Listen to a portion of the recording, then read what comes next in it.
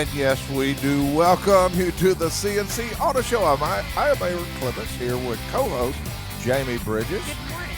And good morning. Are we ready for a fantastic show? We are. All right. I always love this. We get a chance to come in, we sit down, we get some coffee, and we talk about cars. Yeah.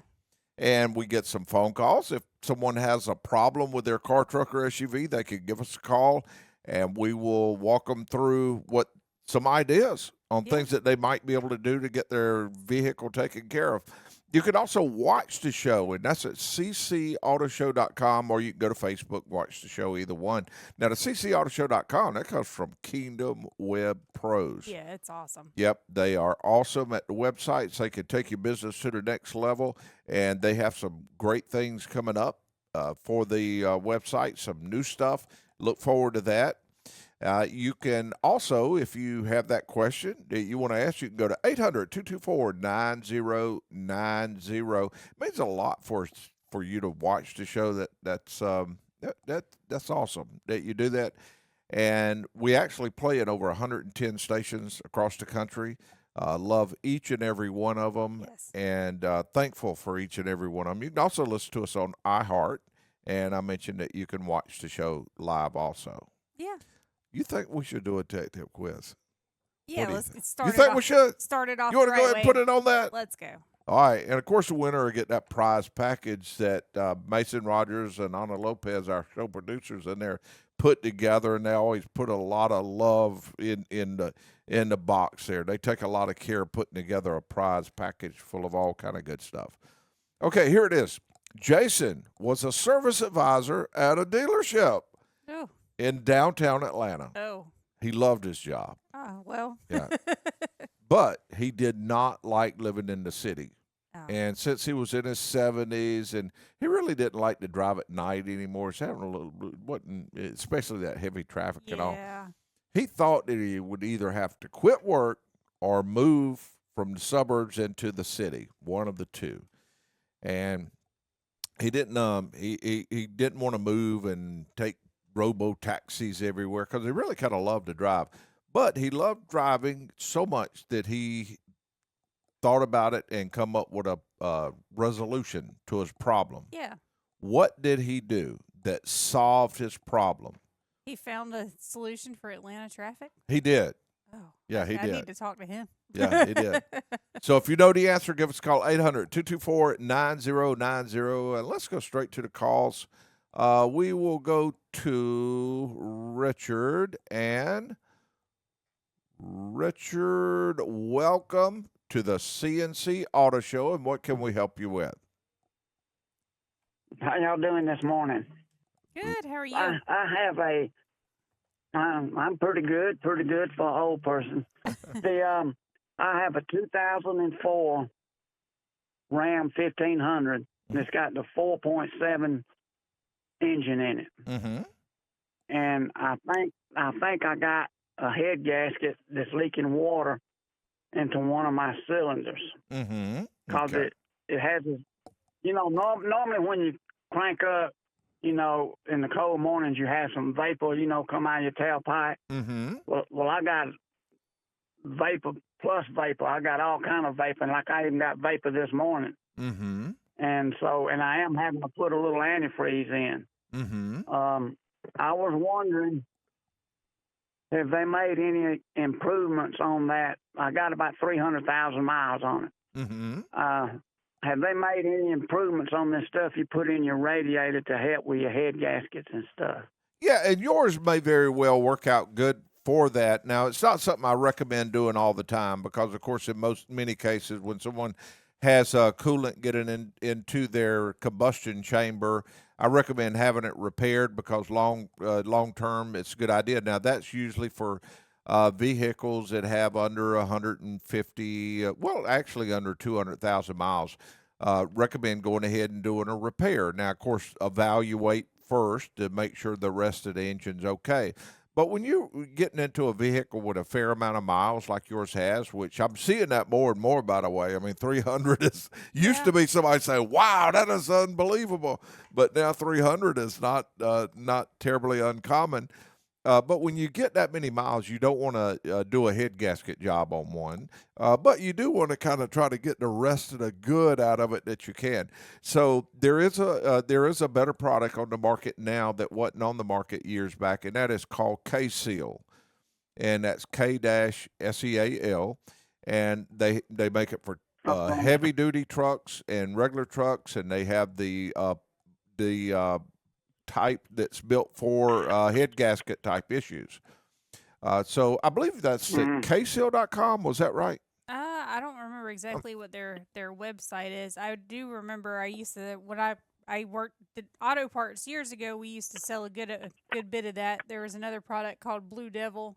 Yeah. There was a good product, but the main thing with those is to make sure you follow the instructions that are on that bottle to the T without fail. Well, here's the big thing on K-Seal, and that's the reason I like the technology they involved. It uses ceramic technology, but the good thing about it, you pretty much pour it in the radiator and put the cap back on and drive the car, and that's it. The older things, you used to have to drain the coolant, pour it in, let it sit, and then drain it back out.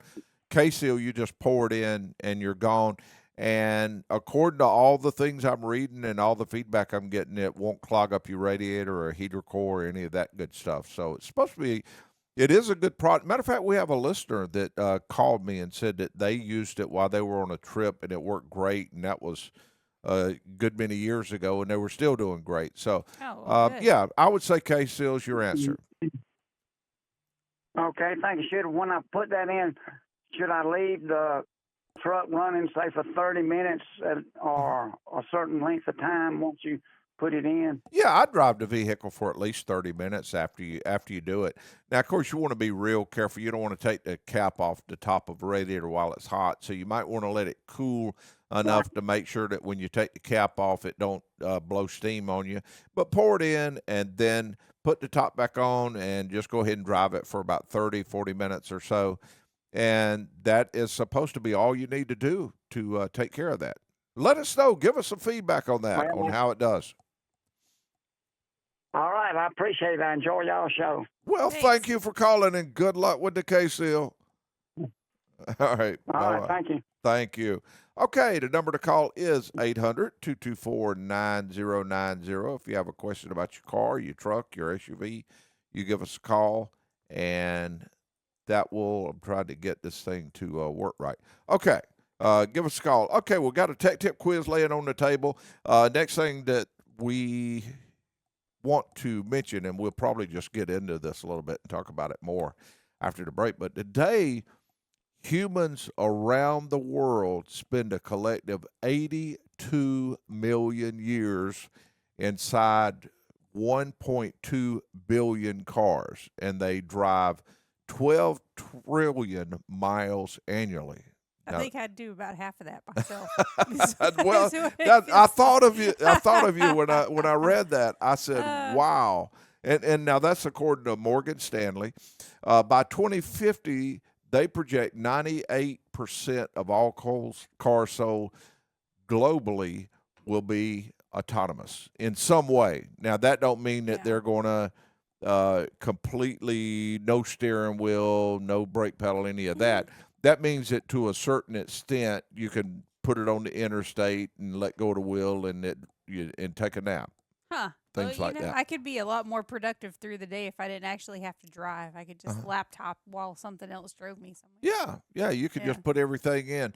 And that's a lot of autonomous cars that's going to be out on the road one day.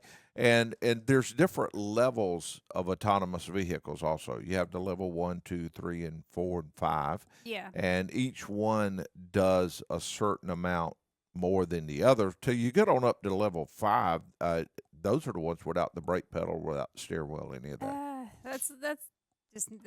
Would you enjoy that? Nope, because then I'm worried the whole time that what if something happens and I got to take control and you wouldn't be able to. No, there's jump out or hold on. I'm still getting a lot of questions having to do with transmission fluid. I get some customers that come in and say, "Aaron, should I do this transmission fluid exchange or not?"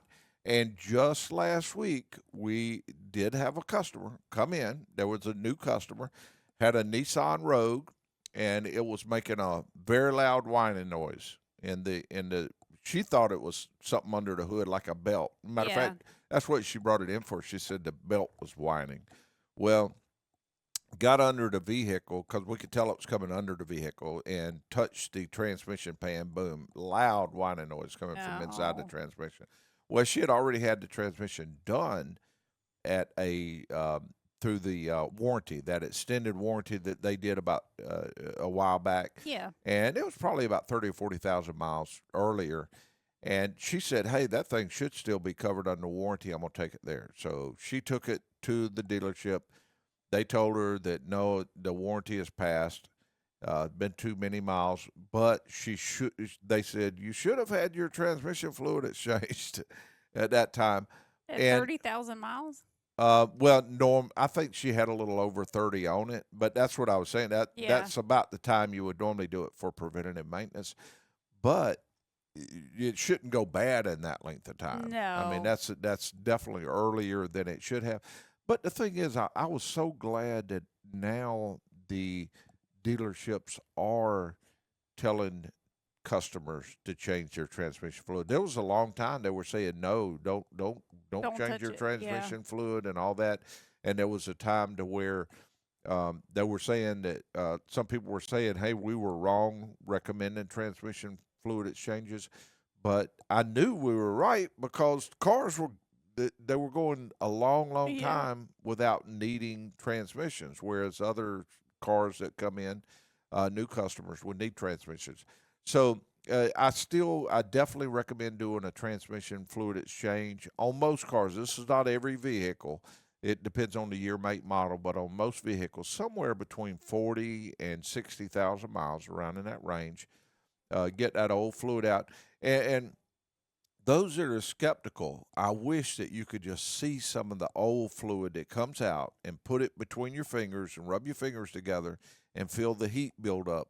And then take the new fluid and put it between your fingers and rub it together and feel how cool and slick and clean that new fluid is Yeah. when you do that. And not to mention the little metal particles that wear in a transmission that's in there. There is no question it's there. And some people wonder why some cars are able to go a lot more miles before the transmission fluid turns colors or before the transmission fluid needs to be replaced. It all has to do with heat. Yeah. The hotter transmission fluid gets, the faster it breaks down. And there's a chart that I looked at one time that showed that it's a huge, massive change as it gets hot, how fast the viscosity breaks down in the fluid. So I strongly recommend fluid exchange. They're in the owner's manual now. At one time, you hardly ever would see a manufacturer recommending it. Now the manufacturers are recommending it. So if the engineers that designed the cars are now saying that they recommend changing the fluid exchange or doing the fluid exchange after a certain number of miles, then I would recommend doing it. Well, the newer stuff, with the tolerances and how tight everything is because of efficiency, you have to hyper maintain things just about anymore. You do. That's what I tell people. People can get 250, 300,000 miles out of their car now. And it hadn't been too long ago, years back, that we would say, yeah, you could get 200,000 miles out of your car. And people were driving them and they get up to 200 and they'd get kind of nervous. Now you're seeing that at 300,000. So these cars can go a huge number of miles, but they don't take the abuse like they used to take. I think that's a lot of the with changing people's mindsets about service intervals is that years ago you could get away with stuff. Mm-hmm. But now it's not. So the technology has advanced so much so quickly that it's just people's minds haven't kept up with the changes in the industry. Mm-hmm. Yeah, you just had fluids are huge. They were that, and I guess one way that I had a pretty good jump in that area is when I was in the Air Force. I'd seen these airplanes that would fly they fly the same airplane 2 and 3 times a day for months. Yeah. Every single day, and it would just be over and over and over, and it was all because they had a good maintenance. They would perform maintenance on this thing on a regular basis, and that's what I found with cars too. If you maintain them, they will go a long time. And with cars, that means keeping the fluids changed. That includes your coolant, that includes the transmission fluid, the differential fluids on there. From time to time, the air conditioning system needs to be. You need to evacuate the system, get all of the old Oils out, out. Yeah. put it on a vacuum to bring any moisture that's in there to a boil so that it'll pull out, and then go back in with the exact amount of refrigerant that's supposed to go back in. Doing that makes things like AC compressors last much longer. Cleaning the condenser makes the AC system last much longer. Transmission fluid, when you're replacing the fluid, makes it last much longer. Doing all of that preventative maintenance now can save thousands. Yeah. And just think how that feels for people when they're used to having a car payment all the time, Yeah. and every for years and years and years, and then all of a sudden they hit that year mark to where the car's paid off and it's not falling apart. Yeah. Yeah, and so they're not having to go overboard and say, "Oh, I got to get a new car because this one's costing me more than a new car." Instead, they're still driving and they still have a good vehicle. Yeah. That's awesome. Yeah, that's the part I really like. I love to see cars that are maintained really well. That's what a lot of people don't think about about maintenance or whether to keep this car and get another vehicle. But I think we were discussing transmission fluid exchange and just throwing out a real rough idea on, let's say, like a CVT, because those are more expensive to have a fluid exchange on because of the price of the fluid. The fluid is actually more. But let's say you get in the $450, $500 range on doing a total fluid exchange on one of those, and you look at it, and that's usually the average payment of one car payment. Yeah. Yeah. No, at And best, the other way, 500 a bucks. lot of times you're signing up that for 4 years, 5 years Yeah. for car payments when you get another vehicle. And the other vehicle you get, if you start out, you're going to end up needing some maintenance performed on it at times. You might buy the vehicle and it be due for a transmission fluid exchange. So, yeah, unless you get a new vehicle. Now, of course, then you can go a lot longer. So each person needs to sit down and make the decision for themselves, and it's different. I mean, some people just want a new car; they want to smell that new car, or they want to have a later model car. Other people just want their cars to be safe and dependable. If that's the case you're looking for, and you wanting to save money, then no doubt that the maintenance side of it is the way to go, and taking care of it so it'll go many more miles without causing you a lot of problems. So if you're gonna play the long game and keep your car for a long time, you better maintain it. Yeah, Listen, that cost maintain per it. mile. Oh, yes, it makes a big difference. Okay, I made a mistake. Yep. Last month I pulled the Jurassic Park truck out, and I was Yeah. going to use it a little bit, and I had some things that we were going to do with marketing. Yeah. With the Jurassic Park car. Pulled it out, used it, pulled it back into the place where I store it at, and I evidently forgot to hook up the D400 battery maintainer. Now, it's from no. Clarios, made for AGM. Well, it's for AGM and flooded batteries and lithium batteries.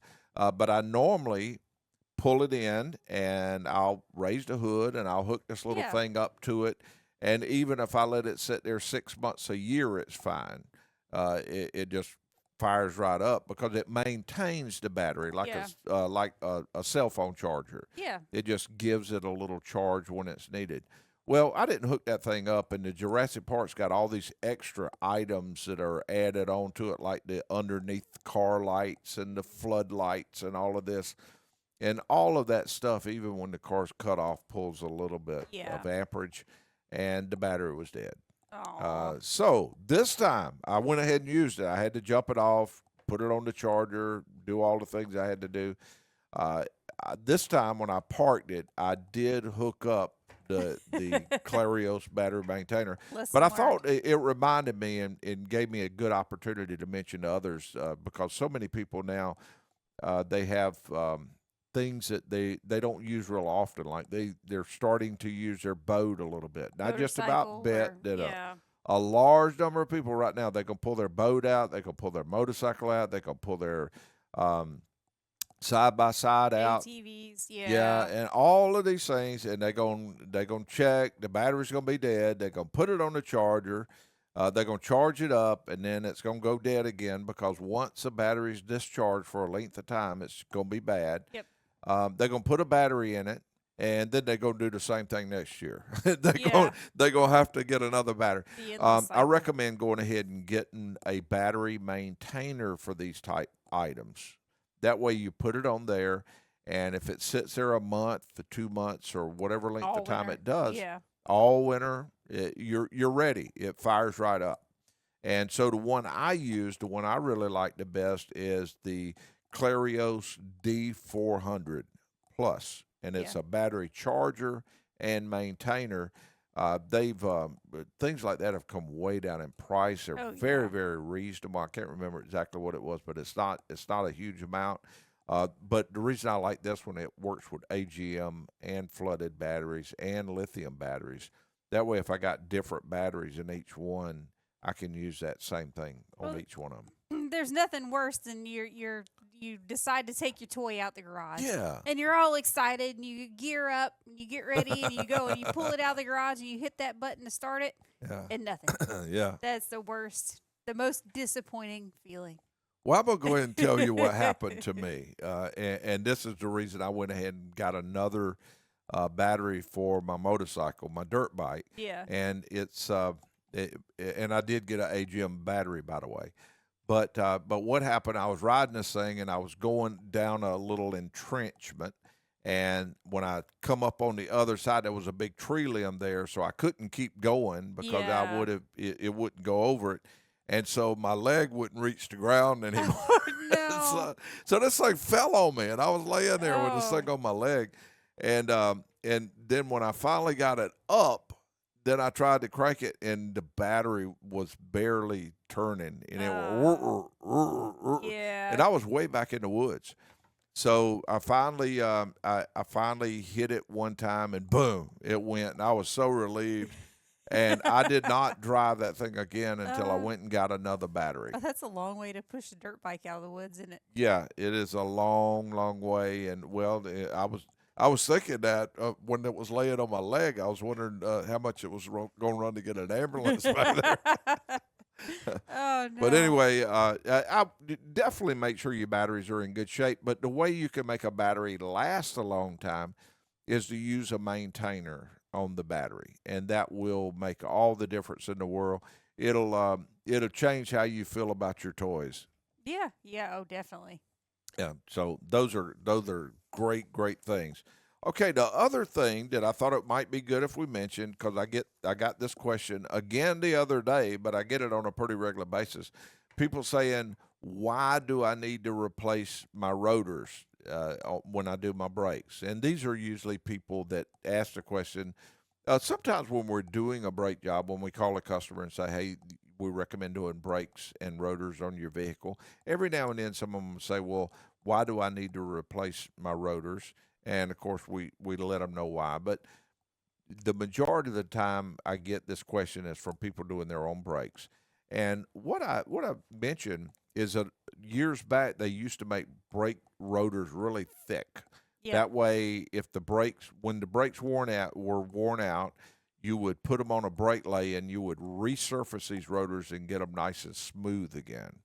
So you would and they wouldn't pulsate when you put on brakes. Yeah, cool, because you're cutting out the high spots. Exactly, cutting out the high spots. But now brake rotors, in an effort to make vehicles as light as they can, they don't put all that extra metal on there because No. you're just toting it around until it's ready to be cut off.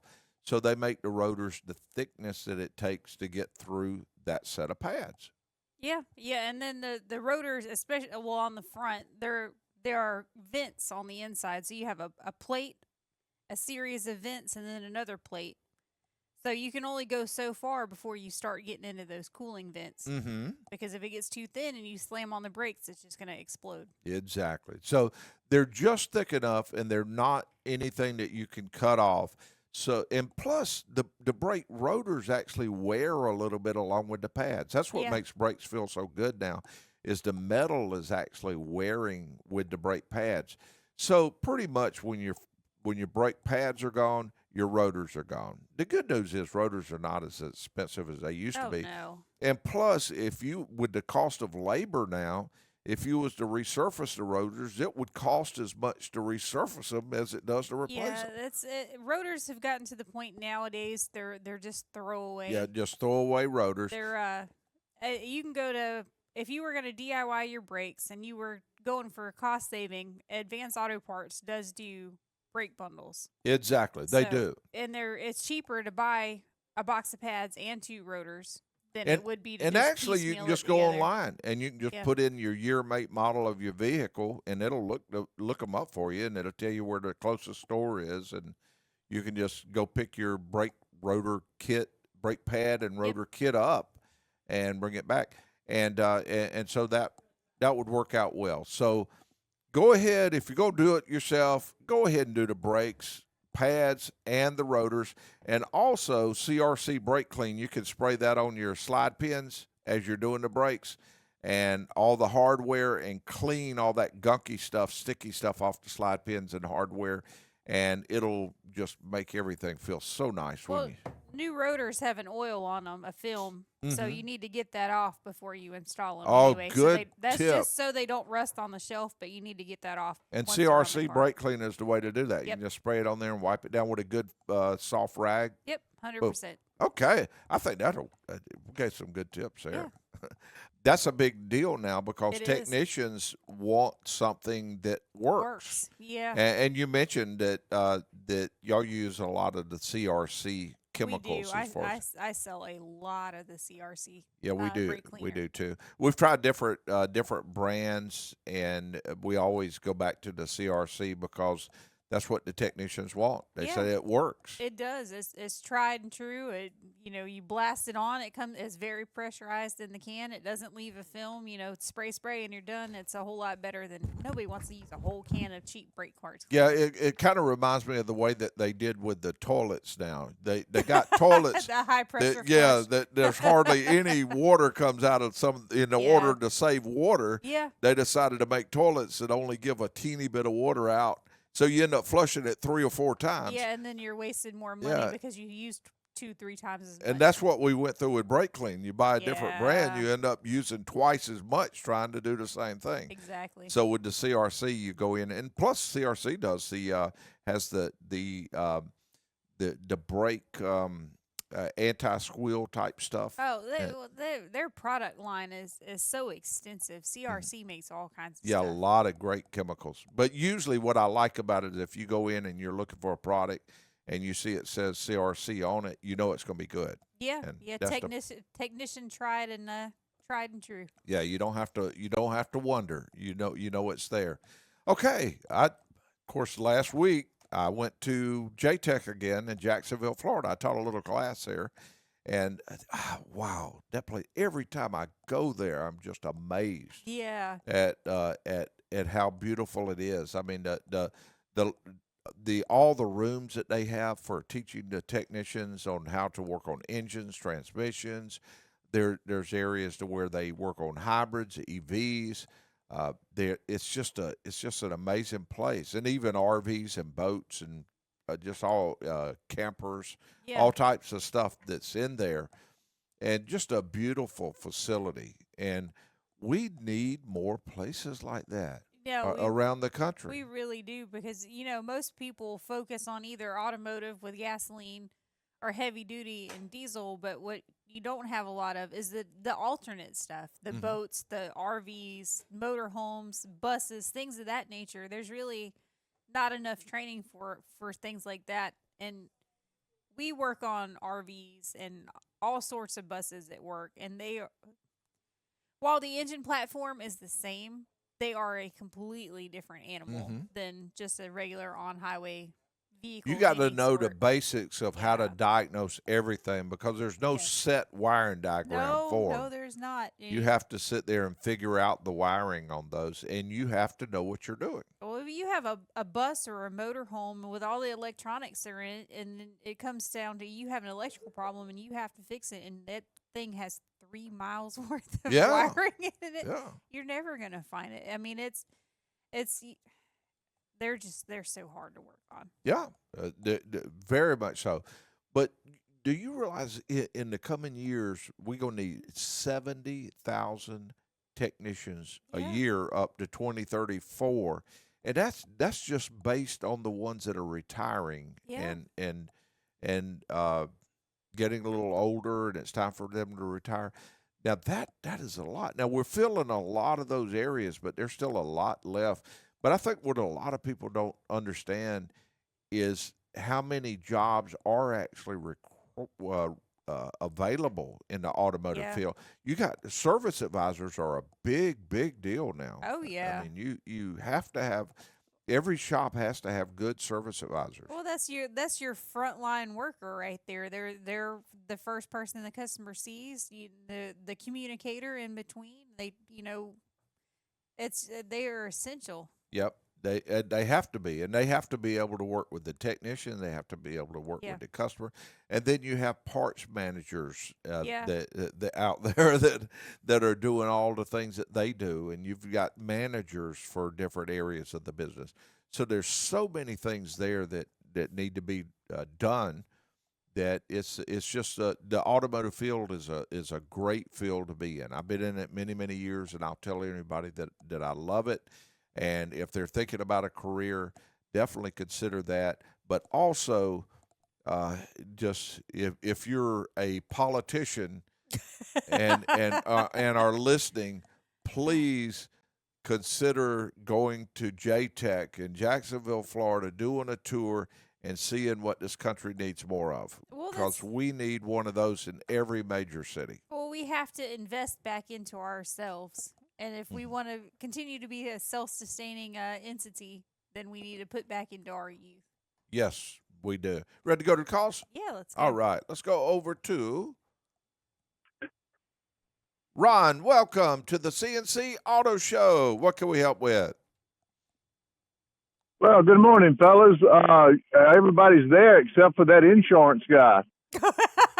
Poor David. Yeah, David Yeah. had a golf tournament this weekend. Oh well, look at him. He's Yeah, out he there did. in the soggy. Yeah, he did. I think somewhere over in So- South Carolina. Well, evidently he weighed the scale, and it was more important to swing a club than inform us. Yeah, and we're Look, still guys. hurt. Yeah.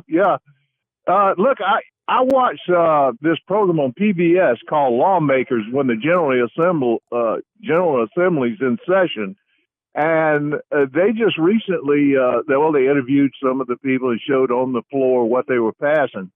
And this guy, Mac Reese, one of the congressmen up there, had a whole slew of insurance bills that he passed, automotive and homeowners, but mostly automotive. And a lot of them got passed. And it sounds like it's more consumer friendly, going after these insurance companies about their unfair profits that they're making for the CEOs and stuff like that, and premiums. And I'm sure David will have a lot more to say about it when he comes back, because I'm sure he's kept up with this. Mm-hmm. But, one fact that they come out of this was that he said through his research shows that in the state of Georgia, there's over 9 million drivers.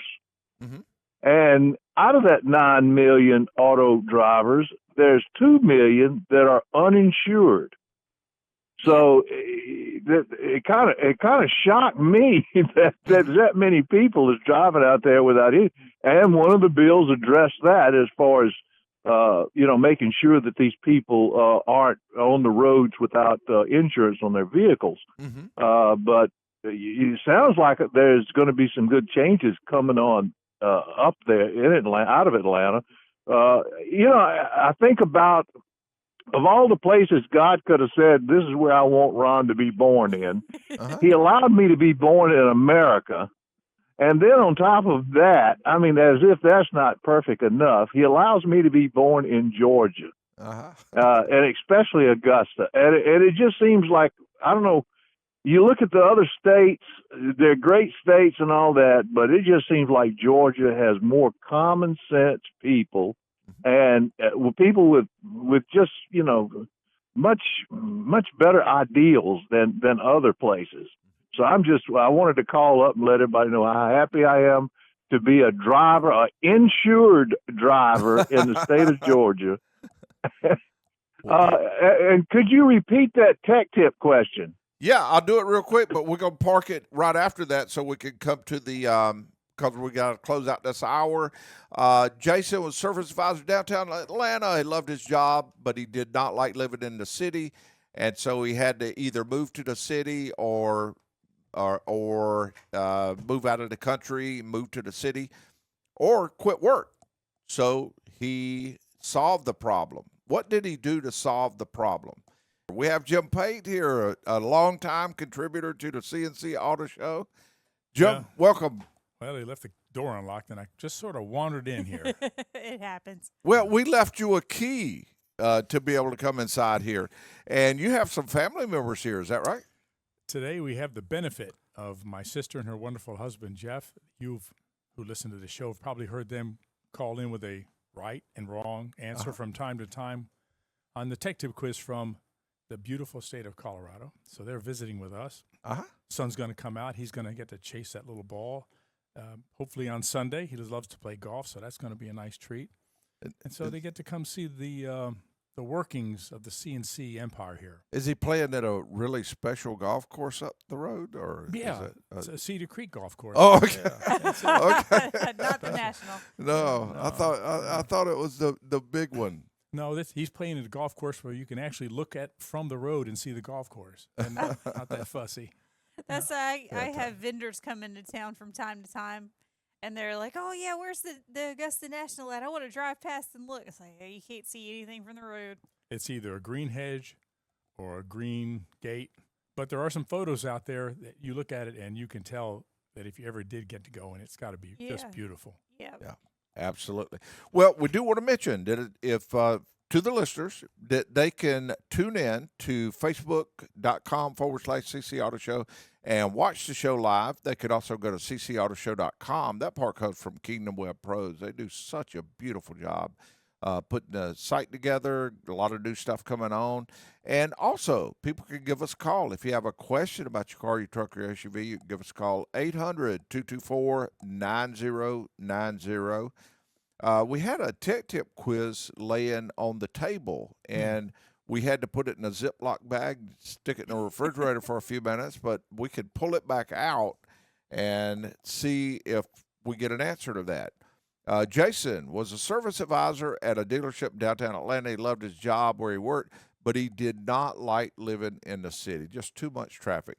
Since he was in his 70s having trouble driving at night, he thought it would be that he would either have to quit his job or move back to the city or move into the city, which he didn't want to do. He loved being out in the woods like that. Plus, he loved driving. He wanted to be able to drive his car. He just didn't want to drive in all that traffic. He solved the problem. What did he do? And if someone knows the answer to that, they can give us a call, 800-224-9090. And, Jim, you have not seen the answer, so you are eligible. Jamie, you're eligible. I got questions. Does he still have the same job? Because that was a solution. I don't even know. I don't want to give anything away, but I've got nothing to give away. I haven't. No, these are always trick questions, and I'll have people ask me about it later if we don't get an answer through the week, and I don't know. Aaron doesn't give anybody the answer. He keeps it locked away in the little box. It's really in a safe, and someone dug a tunnel trying to get under it one time, and we caught them before they got in. In. I was going to mention, and this has reminded me of this. I gave a keychain to Jim, and I just grabbed this keychain because I wanted to leave my key.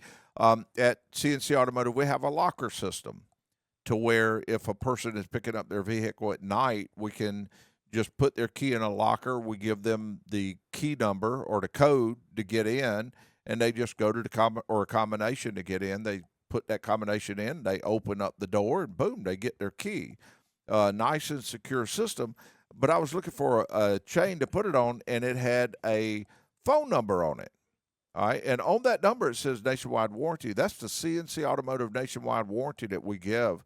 800-457-0019. Get this now. You'll like this. If someone has $25 worth of work, if their ticket is over $25 that we do it, automatically you get 1 year, 12 months of roadside assistance. Really? If you run out of gas, they'll bring you gas. Now, they won't pay for the gas. You got to pay for the $4 or $5 worth of gas or whatever it is, but they'll bring you gas. They will repair your tire. They will fix your tire. Now, if you need a new tire, they won't buy a new tire. You have to pay, but they will do that. Towing is covered. That's 12 months, 12,000 miles. And that's all your shops? All the shops. Yeah, that's pretty neat. Yeah, huh? that is a good service to, Yeah. to offer. I might That's need to great. get that key ring. I know. Yeah, we got the key ring right here. Yeah, you go to the Aiken store, I believe, and the Aiken store has those. Okay, so that's the new system that we do, and I thought I'd mention that. And a lot of times people are listening to this, and they may not be in this area, but check on things like that. There's so many things available that people don't check on. Like when I get fuel, I'm a member of one of the fuel clubs. I actually, mine's Circle K. Some people's Parker's, some people's this, some people's that. But or some people get it through Kroger or one of the grocery stores. But like mine, if I go to a store by just putting my phone number in first, I get like 5 cents off a gallon every time. And sometimes it increases to 10 and 15 cents. But I use one of those apps that pays you back a certain percentage per tell us gallon. about it. What kind do you have? It's the Upside app. Upside app. Okay. And it's it works with my company fuel card. Okay. And nobody's ever said I couldn't do it. So. I don't see why not. But I think I have about $325 I've Listen to gotten that. in there after over a year and a half, 2 years. Yeah. But I get fuel once or twice a week. So. Well, we just have the Kroger deal, and when that builds up to $1, we try to push the car in. Yeah. So you get $1 off a gallon? Up to if you purchase things at a certain sequence and you hit a certain plateau. Yes, indeed. So you run out of gas about 5 feet before you get up to the pump? Just about. Push it the rest of the way if you can. No, actually, we don't do that because fuel keeps your electric fuel pumps cool. So that's not a good idea. It Keep does. fuel in there. No, about a quarter of a tank you should be looking to fill up. So that's our first tip. Take advantage of all of that type stuff. Yep. If it's free money, it's just laying there. And like this roadside assistance, I mean, just get the little key tab, and it don't cost you anything just to have the number there, and then that way, if for some odd reason you have a flat tire, and this is good at everywhere in the U.S. and Canada. And does it do anything for you with towing if you needed it? Yes, I think there's a limit up to the towing it pays. I believe like $75, $80, something like that. So if you were traveling across Kansas, and you don't live in Kansas, and you had an automotive breakdown along the road somewhere, you could call this number, and they would help you locate a pre-approved tow service or something along those lines? Yep. You got to call them first, and they'll do that. If you lock your keys out. Now, if you lost your key and it's one of those $200, $300, $400 key fobs that you got to buy the key fob. But the locksmith part is paid for, their part. So, yeah, it's a good deal. It is. Things like that could be very good to use. You just have to know about them and be willing to use them. Well, good to know. That's a great service to offer. What an incentive. Yeah, I like it. It's I think it's going to be a real good thing to people, and I think that tip having to do with saving gas money in different places, all of that's good, and yours is upside. Yep. That part's good. So get out and use all these little things that you can save a lot of money with. Your credit cards will have things too. Yeah, they do. But you have to go look. Log in. What's the deal of the month or the assistance of the month? Could be hotels and so forth. Yeah, I do that around holidays, birthdays. I'll go on and see which one of my credit cards has what percentage back at which retailer. And since we move it a little away from cars just a Yeah. little bit, but I'm gonna go ahead and mention this. I was at a clothing store one time, and just for the heck of it, I was going to buy several shirts. Just for the heck of it, right before I paid, I said, I'm gonna check on their apps, and I think I had like $200 worth of stuff, and I put the thing in. I showed the lady. I said, "Yeah, I got this." And it comes to about $100. I heck saved yeah. $100 by just punching their site in. So things like that, save money, save money. Jim asked what was on the agenda coming up, and I didn't get a chance to tell him that this is the news segment. What's in the news? Dun dun dun. Dun, dun, dun. It seems like the number one thing. We'll start with number one. It's not the biggest thing, but the Nissan Leaf won't materialize in 2026, and it may not be there for 2027. EV cars are just being taken off the drawing board, many of them. Well, those Yeah. were, in my opinion, they were ugly little cars. I mean, you see them. I can't even remember the last time I saw one of those on the road. I don't think they were ever great sellers. But when it happened, you knew it. Yeah, you're like, oh, what's that ugly thing over there? You know what she sounded like? That sounded like that movie Christmas Vacation where he said, that was an ugly tree anyway. So it's gone. All right, here we go with the next one. Chevrolet no longer sells a single sedan out there. They don't have Really? sedans. That's a shame. Yeah, Yep, it is. yep. Well, you're going to like what's coming up a little bit in the future. What do you think? Why are they doing away with sedans? It's just Everybody wants the biggest tank they can find. Well, but the thing is that I always wondered why it never existed was why there wasn't the SUV chassis, okay? And you take that body off and you put a four-door sedan on it so that you recover the safety, security, and protection of contents in a trunk. The early version of something like that would have been an AMC Eagle.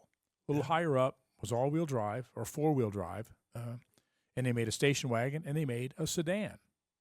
So now most of these vehicles, and I'm pointing, of course, people on the radio don't know I'm pointing at James' screen here, and you got all these SUVs, and you're one broken window away from everything you own being accessible. Well, have you seen those videos where they're doing it's not carjacking, but the people are sitting in traffic. They've just left the airport, and a group of people runs up, knocks the glass out, snatches out their luggage, and just runs. And the people don't even have time to react, and then their stuff is gone. Mm-hmm.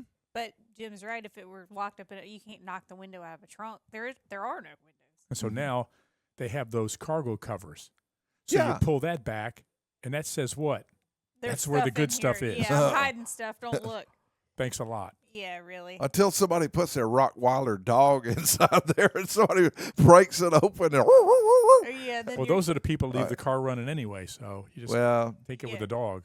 What it amounts to on Chevrolet, they're leaning toward people are not looking at sedans anymore. We'll see how that continues a little bit later as we go.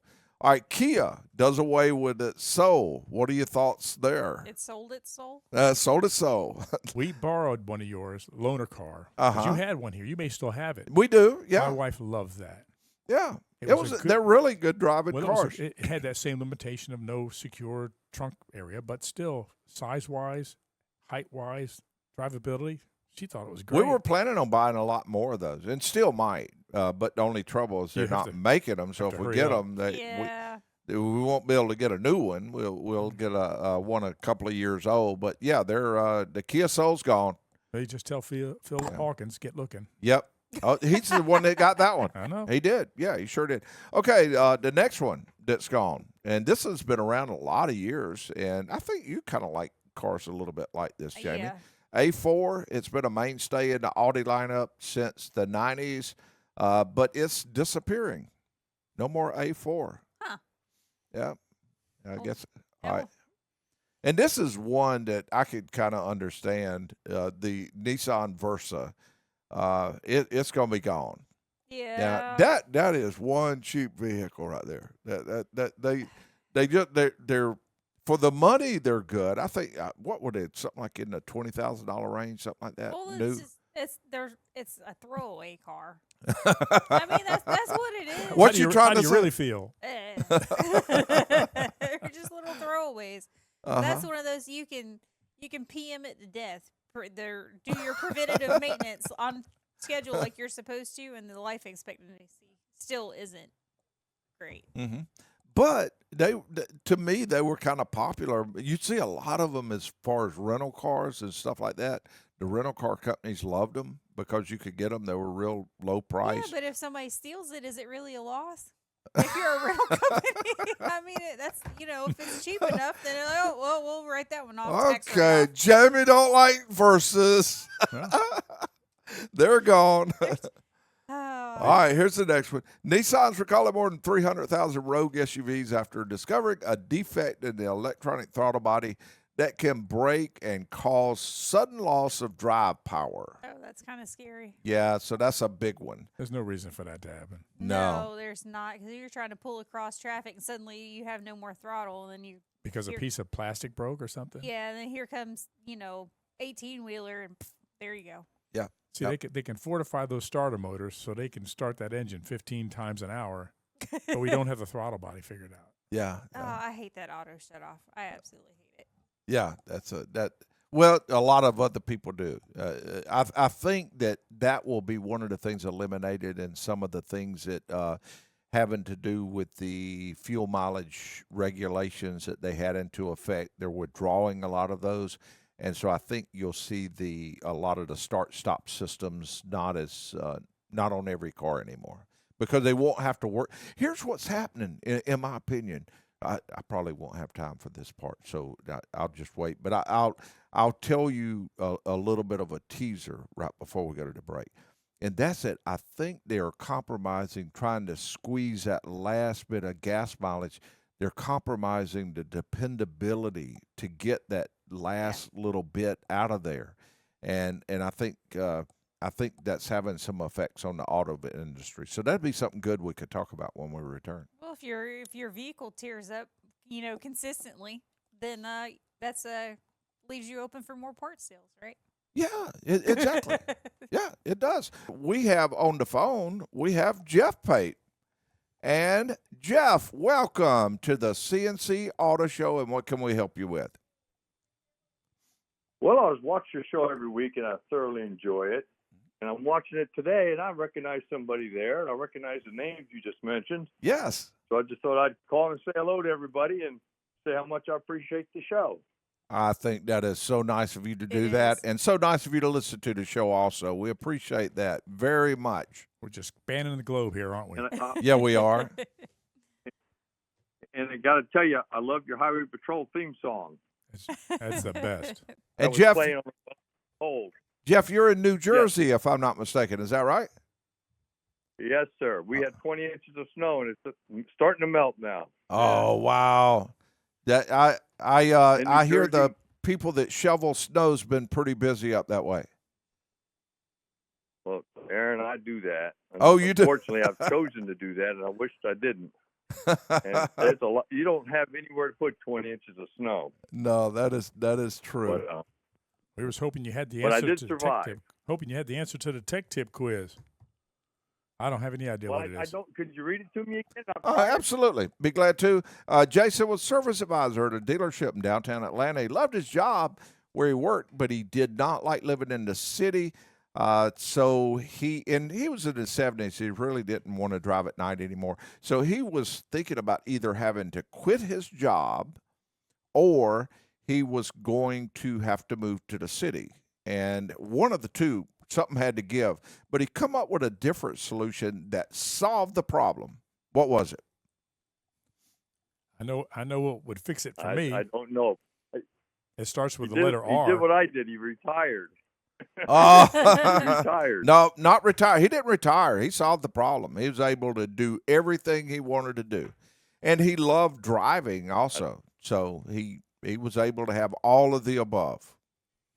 Technology's a I'm going to wonderful think thing. about that. He's giving tips. And if I could, oh boy. All you got to do is Thinking give about us a this now. call back if you come up with an answer. I'll give you a call back. Hey, I want you to know I appreciate you taking my call, and it's nice to see and hear everybody. Hey, man, same here. Same here. Thank you. Have a great weekend. Bye-bye. Okay, the number to call, 800-224-9090. If you have a question about your car, your truck, your SUV, you give us a call. And we were talking a little bit about how technology, they might be trying to squeeze that last little bit or more out of a vehicle before it's time. I fully believe that in the future they're going to have all of the above, the great, even better fuel mileage, lower emissions, which is very important also. And they will be able to have great gas mileage, even better than they have now. But are we moving in an area now to where we're actually squeezing away the dependability? Kind of like we talked about on the toilet. I mean, you got a toilet, you got to flush 5 times to make it work. Well, what's going on at your house? Think about that. Well, they put those energy-saving toilets in is what they did.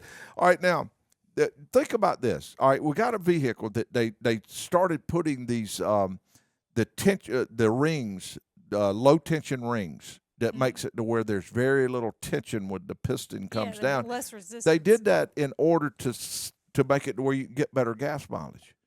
But the cars are burning oil now. Oh yeah, we went through a spell we hardly ever burned oil. Now you're saving gas, but you're using oil. Well, now I'm not savvy like you all are, but I could have told you that was going to happen.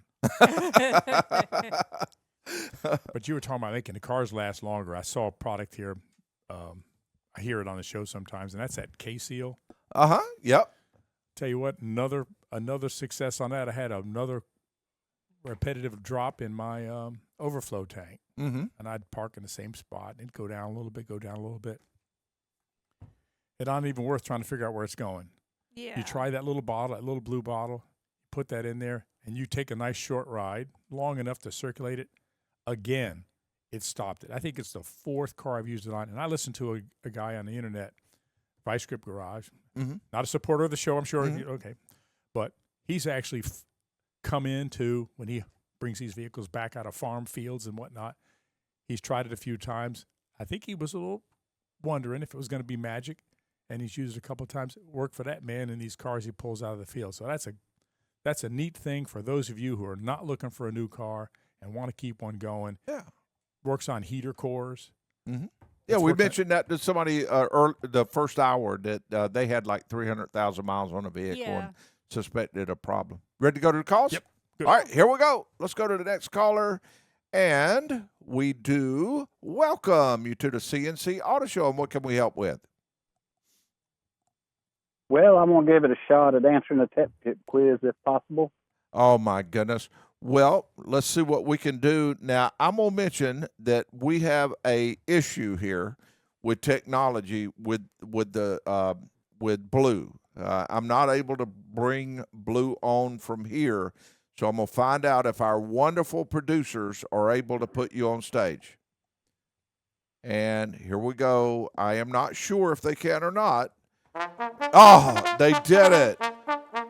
They were able to put you on stage. And the question was, Jason was a service advisor in downtown Atlanta. Loved his job, but he did not like driving at night. He didn't want to live in the city. But he knew if he had to do something. So he was either going to need to move back to the city or quit his job. So, but he come up with a third solution that solved everything. What is the answer to today's Tech Tip quiz? He probably did what everybody else has tried to do in the past, is go remote. He did what now? Work remotely. Work from home. Oh, Work from home. Wow, that's pretty good. I like that. I like that answer. I mean, that is a good answer. It's wrong, but it doesn't mean we don't like Rip it. the Band-Aid off. Yeah, I like it. But it good shot. Good try. All right. Oh, Well, I didn't do that. appreciate it. Anna did that. Yeah, Anna's cold with that. Yeah. All right. We appreciate the shot there. I appreciate your show. Thank you. Bye-bye. Okay, the number to call, 800-224-9090. We go to the next caller there, and we will go over to Tom. Tom. Tom, welcome to the C&C Auto Show. Hello, thank you. I'd like your show also. I've called you a couple times. I got two questions today. Sure. One about a 2011 Lincoln and one about a 2017 F-150. Which I you want am first? ready. Lincoln. Let's go with the Lincoln. Okay. I had a headlight go out a while back, and when I went to the store to get a replacement, they have all kinds now of new LED lights and everything else. Mm-hmm. Well, I got the original one and replaced it, but would replacing my current bulbs with LED lights be a good idea or just dumb? Are you having any problems with the viewing at night? Would you like it to be lighter than it used to be, or a little brighter, or a more of a white color, or did the headlights that you have seem to do fairly well? The headlights we have work well. They're the original equipment ones, but I always like it to be brighter because we live in the country and there's deer out here. Yeah, as long as the LED lights that you get don't have all of the extra wiring that goes into it. Some of them come with a kit where you have to cut the wires and connect this together. I would think a lot before I would put those in because different vehicles have different resistance values. Yeah, LEDs aren't plug and play. Right. Exactly, and some of them you might have to change it. Well, now some of them looked like they were. They said that it had the same kind of base, and it looked like it was just to slap it in. Oh, okay. But maybe not. I think Jim has had some experience with some of those. I've owned two of those cars. Uh-huh. And a number of Crown Victorias along the same line. We got about a minute here. I have not changed to LEDs, but I did upgrade to some of the Sylvania bulbs, which were a brighter, whiter light, not being LED. You put those in, you'll notice the difference, and then make sure if you need to, you go for a headlamp lens refinishing because the aiming of those bulbs, the original factory ones, are designed to work with that reflection behind it, but you got to have a really clear, solid lens in front of it to let that light then go just where you want rather than being diffused. So those two things, before you go LED, try them. I think you'll like it. Tom, we talked about the LED lights in the Lincoln first, and we wanted to make sure that we answered that question first. Was that did that sound okay? Yes, sir. It sounds like the best thing I could do would just be replace them because I did replace it with Sylvania light. So sounds like I'm on the right track, and I'll just do that and make sure the lens cover is cleaned. Yeah, our producer, Mason Rogers, he was telling me that he had tried some of the LEDs in them, and he had some troubles with those. The beam wasn't as even as he wanted. Yeah. It wasn't a uniform beam, and Correct. the unit went out after a certain number, about a year or so. So, yeah, I think that you're absolutely correct, and that sounds like you're on the right track there. Okay, the 2017 F-150. We bought it used about 2 years ago, and it's doing great. But it's got a 10-speed automatic transmission. It's got the option for two-wheel high, four-wheel low, two-wheel low, and then there's some buttons on the steering on the shift lever. Take it from tow, haul, and sport, and it's just got all kinds of stuff. My question is, should I engage those now and again just to keep everything moving, or should I just leave it in two-wheel high until I want it somewhere else? No, I would use the four-wheel drive every now and then. Jamie, would you agree with that? Using Yeah. four-wheel drive from time to time would be a good thing, and not real often, once every few months, just stick it in. But when you put it in four-wheel drive, I would only go on sort of soft, like sand or things like that, or mud. Be in that area. I wouldn't run it on the pavement on four-wheel drive for long periods of time because it's not really designed for that. You have to have some slippage there somewhere. So, but using it from time to time is good. And, of course, you're using your 10-speed no matter what. Definitely 10 speeds. They did give some issues, but without question, keeping the transmission fluid changed from time to time, somewhere between – depending on if you tow a vehicle or not, somewhere between 40 and 60. If you tow a lot or a heavy vehicle, then I'd make it more like 30. Do a fluid exchange. Don't replace the transmission filter in there. And but all of the other things, it wouldn't hurt to use them. The other buttons as far as the sport mode and the towing, that's not going to make a huge difference on the longevity. All that's doing is changing the shift points on the vehicle. So you can use them though, because it don't hurt to just let it go through that cycle a little bit. Okay, so I live on a dirt road, so the 4-wheel high shouldn't be much of a problem. It's got 123,000 miles on it, and as far as I know, nothing's been done to it as far as fluid changes other than oil. So now's the time to bring it by and get the transmission fluid changed. Yeah, and of course, especially if you're not having any problems. A lot of people think that if they once the transmission starts they start feeling something or something's wrong with it, they say, "Oh, I better go get it served." Then it's too late. A transmission fluid exchange is a lot like an oil change. You're not changing the oil to fix something. You're changing the oil to prevent problems, and the same goes for transmission fluid. And really, it's easy to see. I mean, if you're changing your oil because it gets dirty, of course, you do have combustion in an engine. But if you're changing the oil because it gets dirty, you changing the transmission fluid because it gets dirty and don't lubricate like it used to. So, yeah, I would say 123 will be a good time to go ahead and have the transmission fluid exchanged. Okay, what about the things like the rear differential instead of the front? Things that never get used. The thing that shifts it to from 4-wheel to 2-wheel drive. And the 4-wheel drive component. Great question. And that's going to vary a little bit from vehicle to vehicle. There are some of those that recommend changing the differential fluids at 30, 50, 60,000 miles, depending on the axle. But a lot of them, if it's using the standard weight oil, you don't have to do it but every 90. So with those, I would definitely go by the manufacturer recommendations and in your owner's manual or online, and it'll let you know when they recommend to replace that. But that's what gets overlooked all the time, and people don't think of it until they hear the grinding noise. But that grinding noise, just like the transmission, once you hear it, it's too late because you already got a bad bearing. And when one bearing goes bad, then that little metal particles goes all through the system, and then all the bearings go bad. Well, I'll give the old truck a pat on the fender, and I'll come by and see you guys. You must have heard our commercial. That's right. All right. Yes, sir. We appreciate that, and have a fantastic day. Okay. You too, sir. Thank you. Thank you.